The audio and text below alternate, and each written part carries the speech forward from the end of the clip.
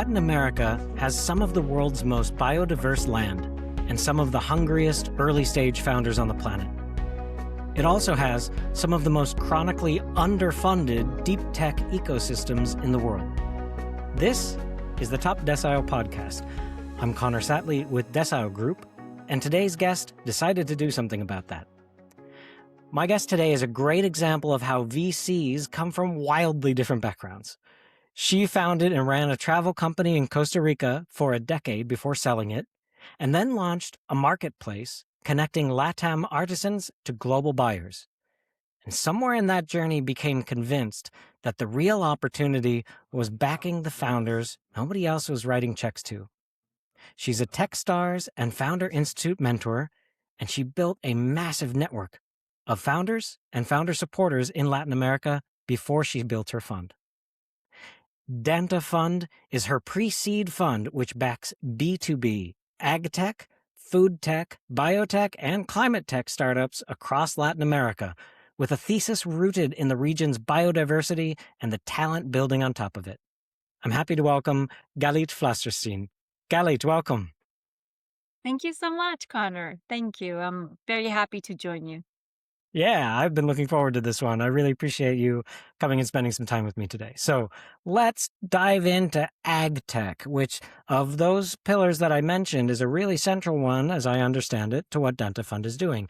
When we think about venture capital in Silicon Valley, we think about, whoa, all these high-tech glass buildings, but now ag tech, I'm back in a field and I'm thinking about combine harvesters. Why is ag tech an interesting opportunity for venture capital to focus on right now? Well, if we think of it, all human beings need only three things to survive. We need to eat, drink, and breathe.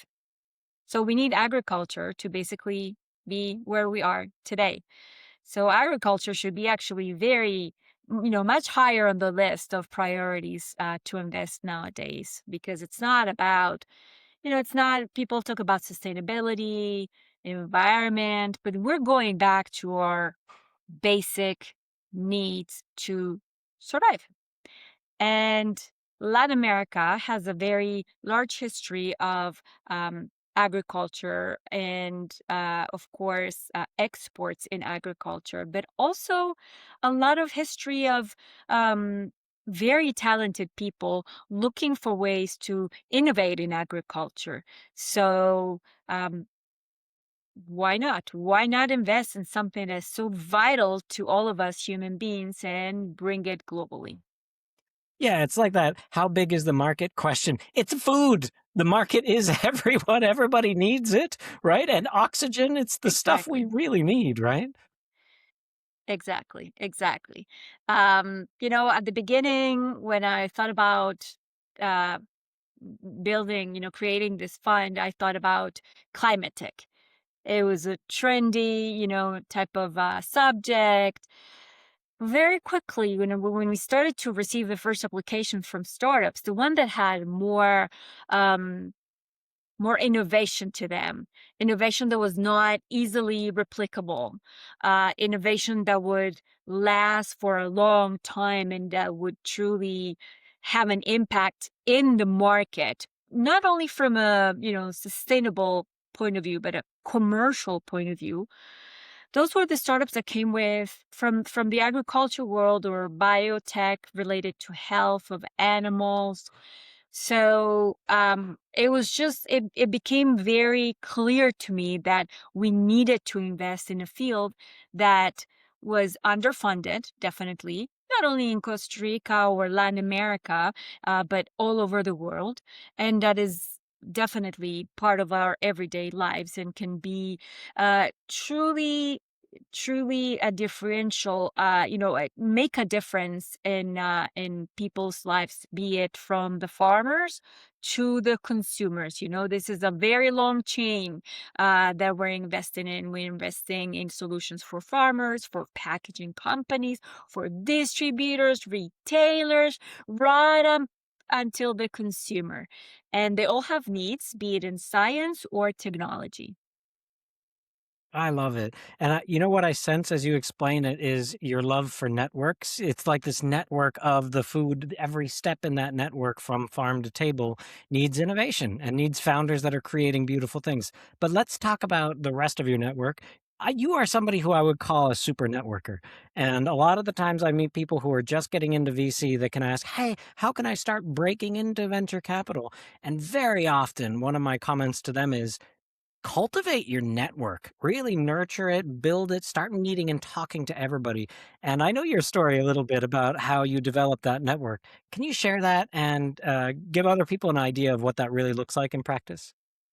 Of course, I would recommend that every VC, every GP, everybody who's into launching a VC fund ha- will have at least one experience as an entrepreneur. As an entrepreneur, you understand the highs and lows that your company goes through, and that you also need a whole bunch of people to make things work.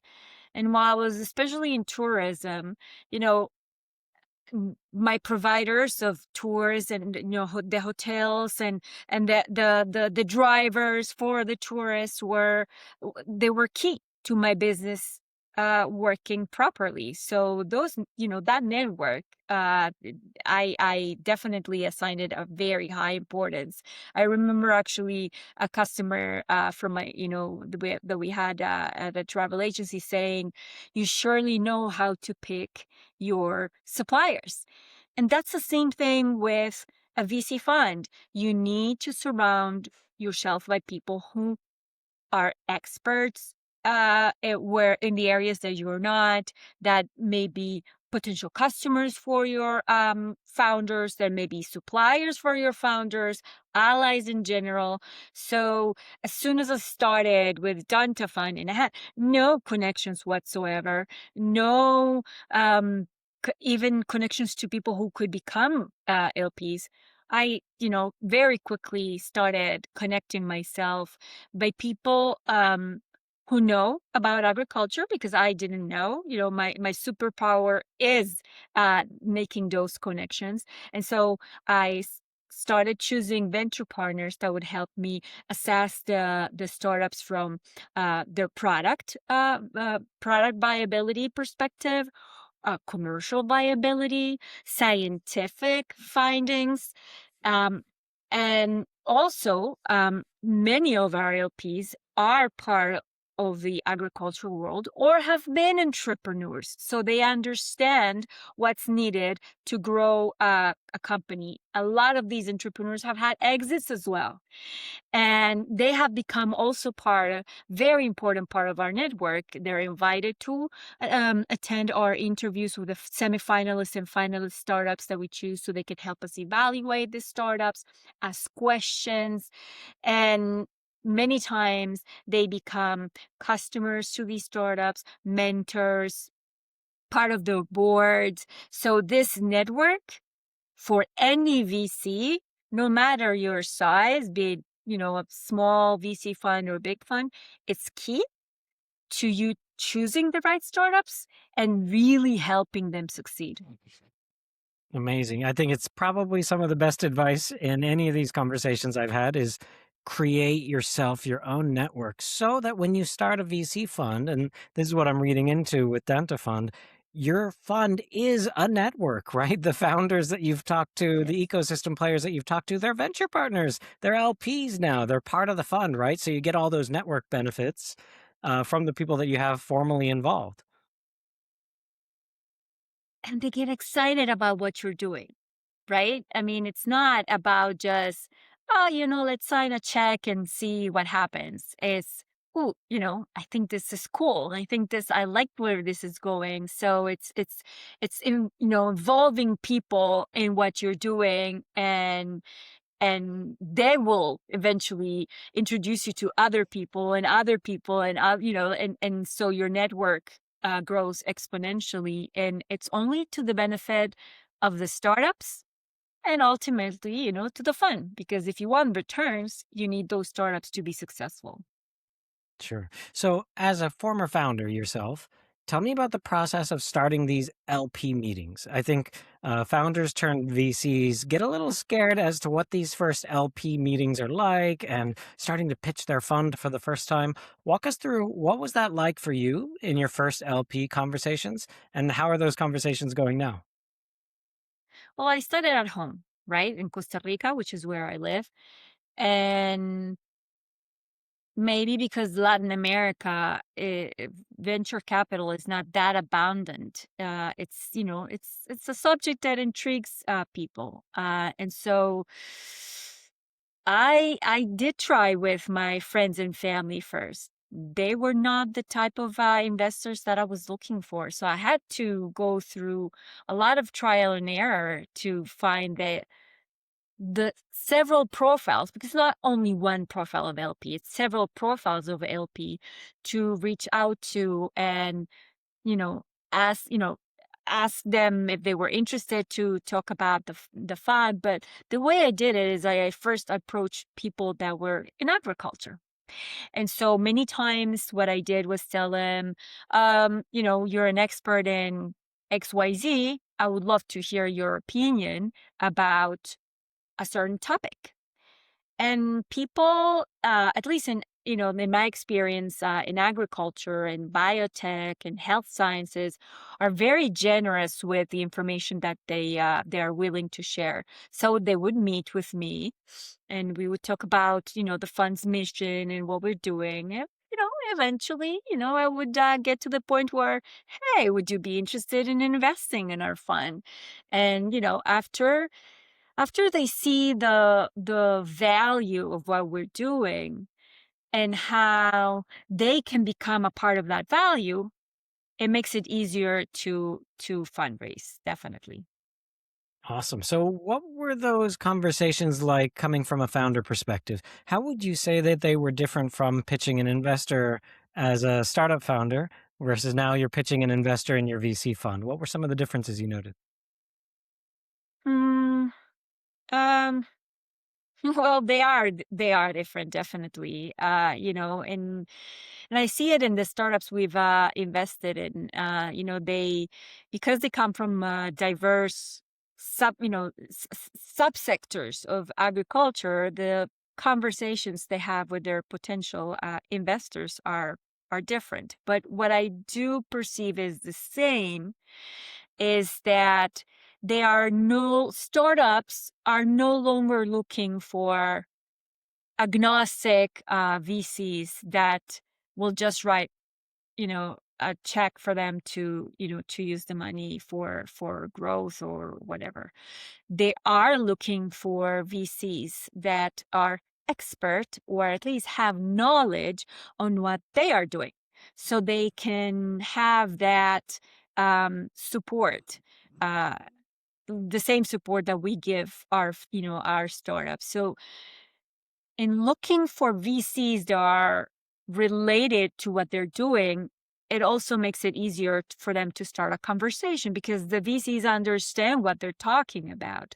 While agnostic VCs, general VCs that just invest in a little bit of everything will not necessarily give it value to what the startup is doing, nor invest. I love it because it also relates to the LPs you're bringing into Denta Fund, right? It's the people who understand challenges in agriculture. So walk me through that archetype. If there's people listening to this who might be interested in being a part of the Denta Fund journey, what's the archetype of LP that you're hoping to get in with Denta Fund? Who should talk to you about being a supporter of what you're doing? Of course, anybody who's in agriculture, they would be interested in what we're doing because we're bringing innovation that they haven't probably seen before or that is better than what exists now in the market. Entrepreneurs in general that know, the hardships of the entrepreneurial world. Um, People in climate tech, these solutions that come from health sciences in terms of animals or in agriculture in general, they're all related to climate. They all have an impact. We, of course, from the Danta Fund, we're for profit, so we're not an impact fund. We are looking for commercial viability of the startups or the solutions that the startups bring to us. But the solutions that they bring to us are friendly with the climate, right? Or they are either solving, a problem that climate is now causing, mitigation, whatever, or replacing a product, let's say agrochemicals that may be harming the environment. So people in climate tech definitely would find this interesting. And I would just say, even, geeks like me who love the wonders of, science and the science behind it, and the technology behind it, and all the even the crossover that can happen, because it's very it's not uncommon to see how agri-tech solutions cross over to human health solutions and vice versa, and also the animal health. So uh, if you like biotech, for instance, or you're interested in health, that's also, something you can invest in, because you're definitely going to see the benefits of investing in a fund that supports these type of startups. Amazing. So let's get down to the startup level now. Let's make it a little bit more real.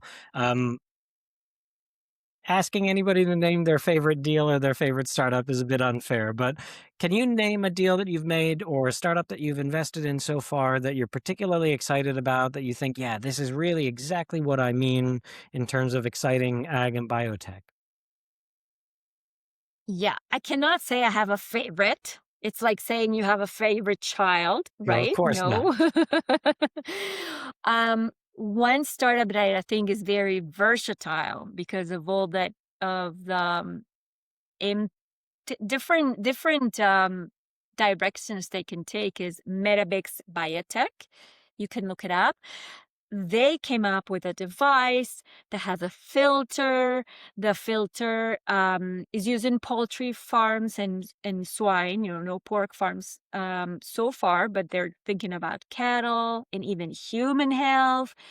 This filter is changed weekly. It absorbs aerial pathogens. The filter is sent to the local labs of, nearby the farms, and the lab sends the results to the startup. The startup, by combining biotech with data analytics and AI, is predicting diseases that might happen in the farm, even with 2 weeks in advance. Now, what does this do? Obviously, it lowers mortality rates. And it even helps with the morbidity rates. There's a lot of antibiotics that go into especially swine, pork. So if you understand, what can be causing diseases to your animals, you can just start using what you need to use and not more in terms of meds for these animals. That lowers costs for the farmers, for the animal producers. Obviously, it helps us if we, are carnivores and eat these animals to eat healthier. And eventually, it also can help pharmaceutical companies to understand how to better treat these animals. The idea is that this company will eventually look into toxicity for human beings by ingesting, animals that have diseases. And again, they're even thinking about using this device in the future in hospitals or other locations where they might be able to predict diseases. So again, the crossover that I was telling you about, this is exciting. This could be something that is useful for many, many things. Okay, so whereas somebody might see that as, okay, we're measuring some airborne pathogens in a chicken farm, whereas the real market for that, the market is if you can predict disease that's going to happen in any environment and start to think about where that scales, suddenly the market is huge. So now I'm starting to understand a little bit about ag tech and where ag tech can lead, but I also want to talk a little bit more broadly. Where do these lines blur between ag tech, biotech, climate tech? It sounds like you're investing in a lot of different things, but actually, the lines between these categories are sometimes kind of impossible to tell. Is this just like a taxonomy obsession of venture capital, or are there really defined lines between these categories? I mean, a lot of these startups that we invest in are science based. So, but they use technology as well, right? I mean, this one company that the first company we invested in has an additive that is used pre-harvest to work with the fungicides and make the fungicide more effective.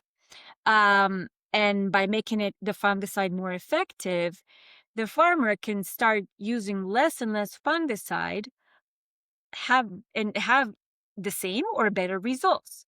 Now, this additive, which is an organic, additive made out of shrimp shells and nano, particles, is less expensive than the agrochemical, allows the soil to be more sustainable, to yeah, it's not saturated with agrochemicals. The fruit, especially when they use it in fruit, looks beautiful because it doesn't have, like, spots. And and so they are doing two things with this. They're lowering costs for the farmer.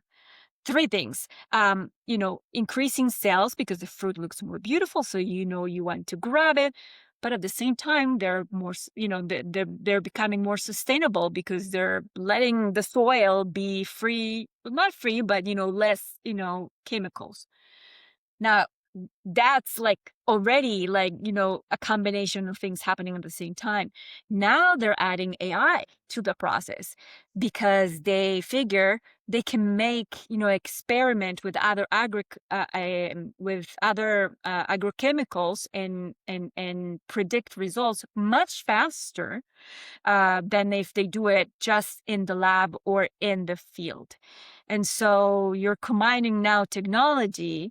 And in agriculture, if you get a 90% accuracy, that's good enough for you to try it in the field because, it's good enough. And like human health, you're not good. If one plant dies, it's not so bad because the other plants are, like, thriving, right? So it's not like we're investing in a whole bunch of things. It's that agriculture brings together a whole bunch of things within it. Love it, because there's a bio aspect, there's a health aspect, there's a climate tech aspect. And yeah, ag might be the proving ground, but you're saying, hey, this is the source of a lot of great deals here that eventually are going to be categorized as something else, but you're going to find them here first at the proving ground. I love it. I want to wrap up with one more question. I know that for you, it feels like you're at the beginning of this journey still, but you're a lot farther than a lot of other people who are thinking about starting a VC firm. So if you could reach back in time and give yourself some advice or give a new manager some advice on how to manage this journey into VC, what would you advise them to do? Trust your gut and talk to a lot of people. Listen, and everybody, you learn something from every person you connect with. Even if, like, you meet someone who you thought would be an LP, and it turns out that they're not a fit either for your fund, or they're not, able to invest. These conversations will always lead you to something. So keep meeting people, listen to what they're saying, and be patient, which is not something I'm good at, but it's part of being a VC. I love it. Stay patient, stay curious, and learn something from everybody you talk to. Well, I learn a lot from you, Galit, so thanks for taking the time to stop by. It's really nice to have you and get to know a little bit more about your story. It was great talking to you, Connor. All right. Thanks a lot, Galit. Bye-bye. Bye.